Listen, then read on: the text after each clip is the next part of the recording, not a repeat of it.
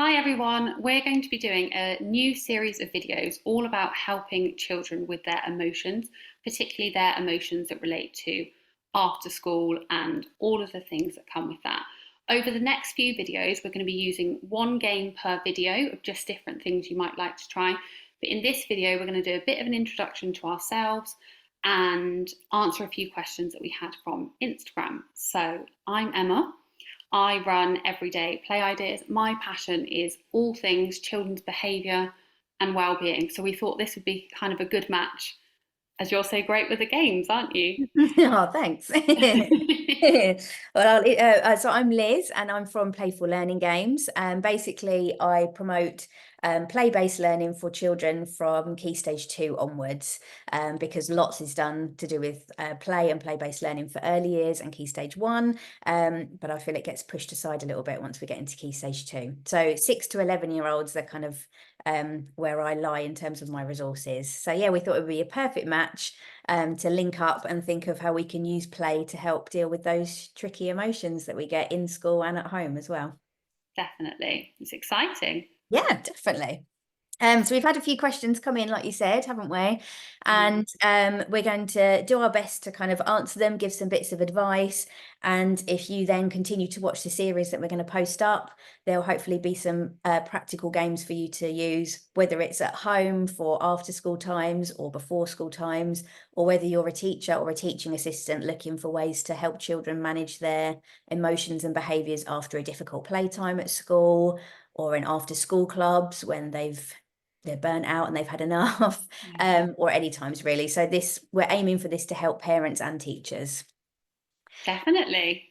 So Emma, we've had a question about morning emotions. So lots of emotions in the morning, children not wanting to go to school, probably a little bit reluctant to get ready, all those sorts of Yeah, things. So I think it's completely normal because yeah, we definitely. have that as well with our children. It's so normal. It's something that is probably happening in all different houses up and down the country, but you don't get to see what's happening in somebody else's house. So sometimes it can feel quite isolating for you as a parent and for your child too. And it's a really tricky thing. There's kind of no one size fits all answer because it could be that there's something going on, or it could just be a really normal thing. The first thing I always like to think about with anything with parenting, but especially with something like this, is how would we feel in their situation? Like, if you're really honest, when you woke up this morning, did you jump out of bed, you know, desperate to get to work? Perhaps not. So it's not unusual that our children would feel a bit reluctant about going. Um, but it is worth having a conversation with your child and with staff in the setting, teachers at the school as well, because it might be that there's something going on. And sometimes those can be really tiny to us, tiny things. Oh, well, yesterday at lunchtime, somebody took the hoop I was playing with and they said I snatched it and they told a teacher. And to a child, this escalates. And the next day, they're not going to want to go because they're worried about being in trouble or they're worried about not being liked or all of these other things. So it's taking that seriously and talking it through with the child, but it's also looking at, is this happening every day, and is there a reason? Is it more than just a little bit of worry? Is there something that could be done in school? Is there a change that could be made by the way they go in? So I think the one thing I would say to parents is, don't be afraid to ask. Don't be afraid to chat. Obviously, mornings are a really busy time for teachers welcoming children in, but ask if you can just chat with them after school and say, look, my child is struggling to come in, and they might say, oh yeah, we've noticed that, but actually within about 5 minutes they're getting on and they're fine, or there might be more to it. But I think as a parent and a teacher, it's absolutely okay to ask, isn't it?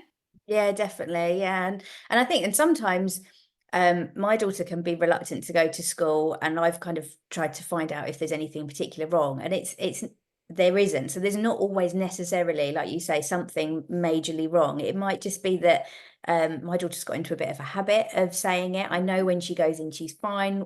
She doesn't struggle to go in once we're at the gate, but sometimes she just is reluctant to get dressed in the morning. Yeah. And I've done things like change routine up a little bit in the morning. I'm not a morning person by any means, so I'm not very good in the mornings. But I've done things like rather than getting her to get up and get dressed straight away, try and like play a 5-minute game or something like that with her, or just get some Lego and say, oh, we started this Lego yesterday, I'll put the 5-minute timer on and we'll do a bit of Lego first, because then she's kind of up out of bed and then we don't have that struggle of getting her out. So sometimes it's just I've tried personally just changing the routine of myself in the morning, and I'm a bit of a last minute getter upper as well. So then I've sort of tried to get up earlier so it's Yeah. not so rushed. Sometimes it's just things like that, and it's life, isn't Yeah. it? You're all And rushed and stressed and doing things. And it's easy to say change it, but actually sometimes just getting up 10 minutes earlier can make a massive difference, can't yeah. it? And obviously, it's going to be different for everybody, but actually, if you can get yourself ready as a parent so that all you've got to do, I say all, but all Yeah, you've got yeah. to do is get ready with your child. That whole doing the Lego and that parallel play sitting next to each other, actually, that's a really good chance for them to say anything that might be bothering them. Or, Yeah. like you say, if it is more of a habit, it's just giving them a strategy to calm down. Like play is a really good way of just, and we're going to talk about that a lot, but it's just a good way of letting them let those feelings out. Yeah, definitely. Good. Okay, fantastic. Um, so then we've got some questions, quite a few actually, about after school. Yeah. So there were children being grumpy or angry after school, kind of stomping upstairs, wanting to be on their own, but then that affects the family situation. Some people saying there's a lot of meltdowns after school, or teachers saying they behave beautifully at school and then the behavior is completely different after school. So yeah, lots of after school stuff. So what sort of reasons behind that? I mean, Loads. again, it is not uncommon. It's completely normal. In fact, if a parent said to me, "Oh yeah, they always come home from school and they're fine," I'd be like, "Oh wow!" Like I'd be Yeah. quite What are surprised they because doing? I think if you are a parent who has only ever, your only experience of school is when you went to school yourself, it's a very different environment now, and it's also quite different to see it as an adult to how you would have seen Yeah. it as a child. And the school day is full on. Mhm. It is really full on. From the moment they go in, they are learning, they're socializing, they're listening, they're even a basic thing like sitting still. They're sitting at the table or they're sitting on the carpet with their legs crossed. And I mean, some teachers do amazing jobs at adapting their classroom so it isn't that way.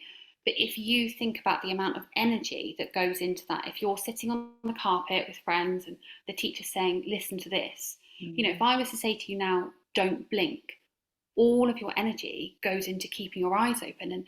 And then how much energy goes into your learning? Like there's so much coming at them all day long. Mhm. And I often talk about it being like a bottle of Coke that, they're this bottle and it gets shook up all day and it's fizzier and fizzier and fizzier, but they can't let it out because they're at school. And as much as they might love school, it's not the same as being at home with you in their safe place. So they're keeping it in all day. When they come home, it's just a release. And it doesn't mean that they hate you or they don't like home. It's quite the opposite. It means they know they're safe to behave in this way, that you're still going to love them. But it's hard, isn't it? Really It's a hard. really hard thing to know that potentially that's what you're going to get after school. And Mhm. I always say, and it sounds terrible, but I feel like my daughter's currently in reception and they almost get the best of her. Like that sounds terrible, doesn't it? But they get those hours where she's fed and she's not too tired and she's having fun with her friends. And then I get the child that comes out that's hot and sweaty and sticky from their classroom and tired and overstimulated and just has all these things going on. And it's my job to help her with that whilst also not getting triggered myself. It is a lot. It's a lot, yeah, it is. And I think my daughter actually said it. She's in year 2, so we're kind of key stage 1 at the moment, aren't we, Bubble? But she said something to me a while ago, and she said, "Oh, somebody was struggling at school, mummy, today, and was finding it really difficult to do what the teacher asked." And she said, "I turned around and said to them, just keep all your sillies in until you get home."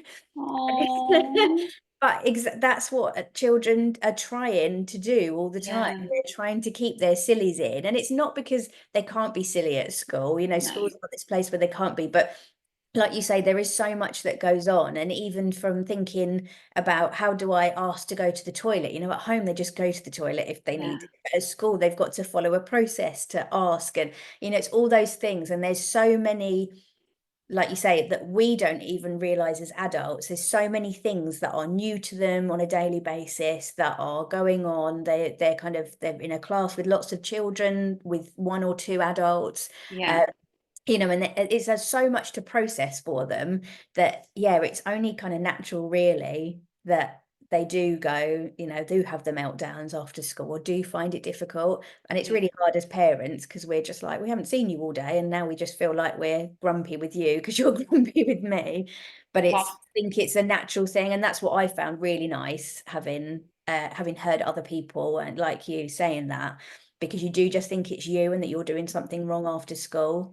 And when I heard that it was them actually because they feel safe, they're doing that, still hard, but it yeah, makes you feel better about it, doesn't it? yeah, definitely. It's still going to be a really tricky thing, but I think it's knowing, even if you can't see somebody else in that situation, that you're not alone with it, and that there are things you can do, and we will talk about that in our, upcoming videos, but Mm, that ultimately it is likely to happen, and it's just a really normal human thing to almost be on your best behavior in mm, one situation, and then when you're behind closed doors, to kind of just let it, like I will sit on my sofa in the evening with a massive blanket and my snacks, and my hair is all like in its curlers. mm. I don't look so great. Would I go into work like that? No, I wouldn't. It's a Mm, different persona in some ways. And I think that's just what it is with our children. They have their school personality and then their after school personality. mm. And I think it's about talking to them about what they want to do after school. So my daughter was really reluctant to do any after school clubs for the first couple of years at school. She's only just started to get into wanting to do something after school, because school was enough for her. She didn't Yeah, need to do anything else where she had to go and follow rules and do yeah, something. So I took her lead on that. We tried out a few and it didn't work. Now she really loves one that we do. So we're doing that. But I think it's really useful as they get older, and particularly it's easier with older children to do this, to talk to them about it, not straight after school when they're in that moment, yeah, but when they're ready to talk about it, ask them, when you get in after school, what would be your thing that you want to do? Like, think about yourself. What do you want to do when you relax? Like you say, put your hair in rollers and curl up for a blanket, watch some trashy TV, or, yeah, whatever. But I think it's really useful to ask our children what they want to do. So actually, somebody that said their child stomps upstairs, maybe that's he or she needs some alone time. yeah, But actually, it's about planning that in a more relaxed way. Like, you come in from school, let's find a safe place for you to go to so that you can do what you want for 10 minutes, 15 minutes, and then we come back as a family together if that's what you want. And I think it's really important to talk to them so that they understand that what they're feeling, but also yeah, start learning how to manage that, because that's what we have to do as adults, don't we? yeah. Um, And I think you're absolutely right in that by talking to them, we can then understand why they're like it. Because yeah, in the example of stomping off upstairs, it's quite easy to feel hurt as a parent. Like, yeah, well, I picked them up and they just stormed off. But actually, some children will need to go to a room or whatever and have some quiet time on their own. And another child might need to eat 100 snacks, and someone else might need to do laps around the garden. And mm, it's really different. So, actually, mm, talking to your child and seeing it from their perspective mm. is going to help with kind of having a plan moving forward. Yeah, yeah. And like I say, everybody finds relaxes in different ways, don't they? What Yeah. I find, my husband goes to the gym to relax. I don't do that at all. I want to sit under a blanket and watch something Yeah. on TV. So yeah, and I think, and that's exactly the same for children, isn't it? What we'll feel is relaxing and calming won't necessarily be to them. So it's about adapting what you do and allowing them to tell you, but it's picking the right moment to do that, isn't Yeah. It's a it? minefield. Yeah. Right. And then finally, we're just going to talk about homework. So somebody has said that this is a 5-year-old. So I could have a big discussion about homework and what I think of it anyway. That's another video. Um, but anyway, this is a 5-year-old who's been learning all day, just wants to play, and the biggest challenge is homework. Yeah. I Yeah. mean, I know you said it's a topic for another day, but I do think we can just touch on it really quickly to say that different schools are going to have different policies on how much they set and what is a realistic expectation. And I think we also have to be realistic with that too, that they have been at school all day and they Mhm. are only 5. Like they've been alive for 5 years. I That's know. nothing. Think about like what you were doing 5 years ago. That's their entire life. Mm, So expecting them to, work hard all day and then come home and do some more is a lot. mm, However, there are ways we can make that a bit easier. mm, I know we often talk about coming home and doing homework, but in our house, actually, with like listening to her read, for example, we do that before school, just mm, before we go out the door to almost transition into going to school. And mm, again, that's going to depend how your morning works. But in mm. our household, reading a reading book after school is, you know, a straight road to a meltdown, and it's Yeah. just it's not beneficial to anybody. It's not beneficial to her learning or to our household environment. So we switch up how we do it. If it's things like, I mean, I don't know what this child's homework is, but No. phonics or spellings, perhaps, maybe maths things, they can all be turned into games. And this is something that you have a lot of on your website, isn't it? Of just Mhm. different ways to make it more playful for them.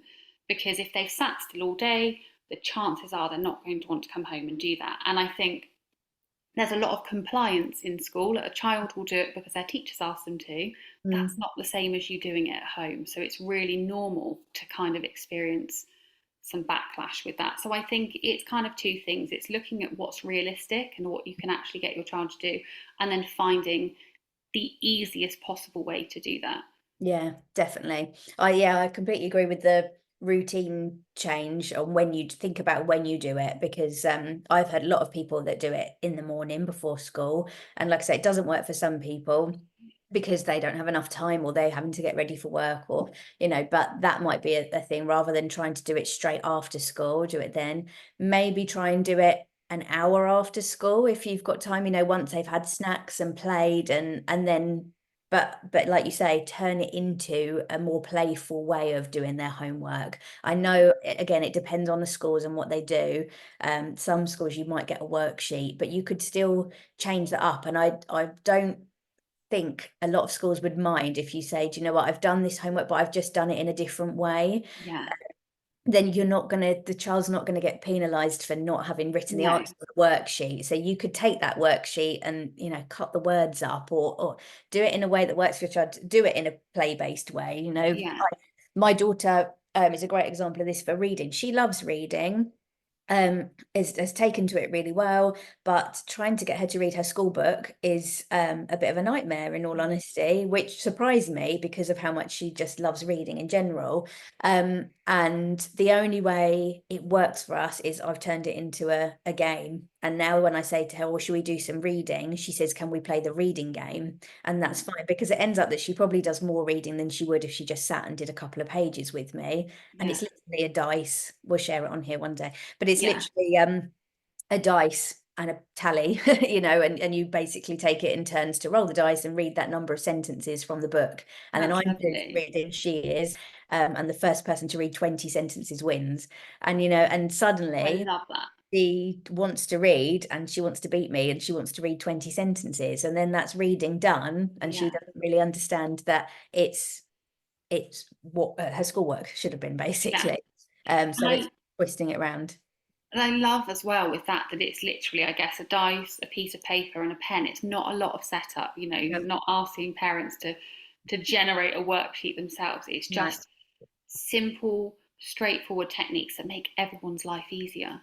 Yeah, and it's not formal. We get down on the floor and play it. We're Yeah. both at the same level, and we're both doing some reading, so it's not just her reading as well, and that's really beneficial as well Yeah. because she's then understanding what I'm Of saying. course. Yeah. So yeah, it's just about twisting it round. But we're hopefully in the next few videos going to give lots of different Yeah. ways for learning, but also talking about those emotions as well. It's exciting. I think the next few videos are going to be really good. We're going to have a mix of, sit down games that you can do together, or movement games where you can, if you've got one of those children that needs to move, I mean, most of us do, children Yeah. like to move, but we're going to Mhm. have games like that, sensory games. So there will be something for everybody, I'm sure. Definitely. Perfect. Right. Well, I will see you again soon, ready See for you the in the next next video. video. Thanks for watching. Bye.